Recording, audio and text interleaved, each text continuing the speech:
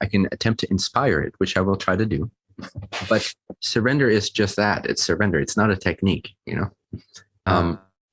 It's a letting go. Like, how do you describe, how do you do letting go? It's almost like an oxymoron. You can't do letting go. So, but I will attempt to clarify. Thank you for your question. It's the surrender of all the tension that's been held for so long, basically coming down to the perspective of I am separate and I'm unsafe. And to let that go in a moment of crisis or a moment of distress or in a moment of peace. It doesn't have to be in a moment of distress. Ideally, you do it on a day-to-day basis. But if you don't have the catalyst to kind of force you to this point of I have to either focus or surrender, because otherwise I feel like absolute shit. I can't think straight. I can't feel straight. I don't know what's what. In that moment, I don't know. How do you do that? You just surrender. You grow so tired of not being you that you don't even care if you're no longer safe.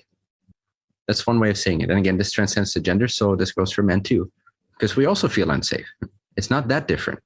You know, we're all vulnerable on a physical level, and we've all had some fucked up experiences, and we've all been in very distorted social environments, masculine and feminine. But at some point, there's a breaking point. I can't go on anymore. I can't do this to myself. It feels destructive. I'm eating myself up. I'm creating the absence of well-being through my resistance to life. At some point, we gain maturity, we gain expansion of awareness, and we gain trust in the creator to let go of the sense of separation, to be so tired of trying to protect ourselves that we don't even care if we are not safe. This is one way it can happen. I've seen it happen this way. It's like, I don't care. Maybe I'm not safe right now, but it feels more unsafe for me to not be who I really am than it feels to not be who I really am and try to stay safe. I don't even know where to look anymore for safety. I don't even know what safety looks like, what it is. Is it intellectual safety, social safety, vibrational safety, physical safety, circumstantial safety, financial safety, manifestational safety?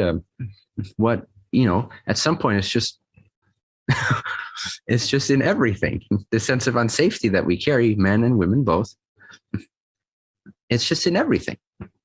And surrender is basically prioritizing God's truth over human truth, God's truth over memory, the freedom of expression, the freedom of joy, the freedom of choice, the freedom of freedom, the freedom of free will over conditioning.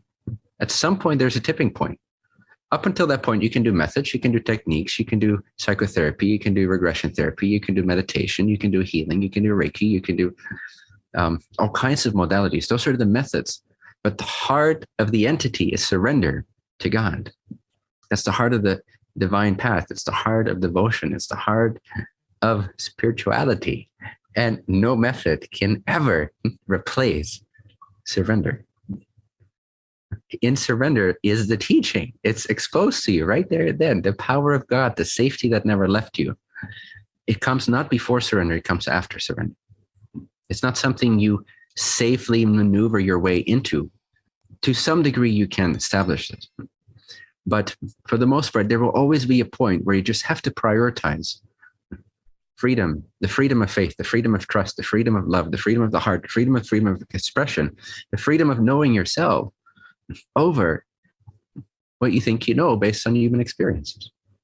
That's one way to kind of make clear what I mean with surrender. It's basically knowing that God is greater than all human beings could ever be. God is greater than your body, than your mind.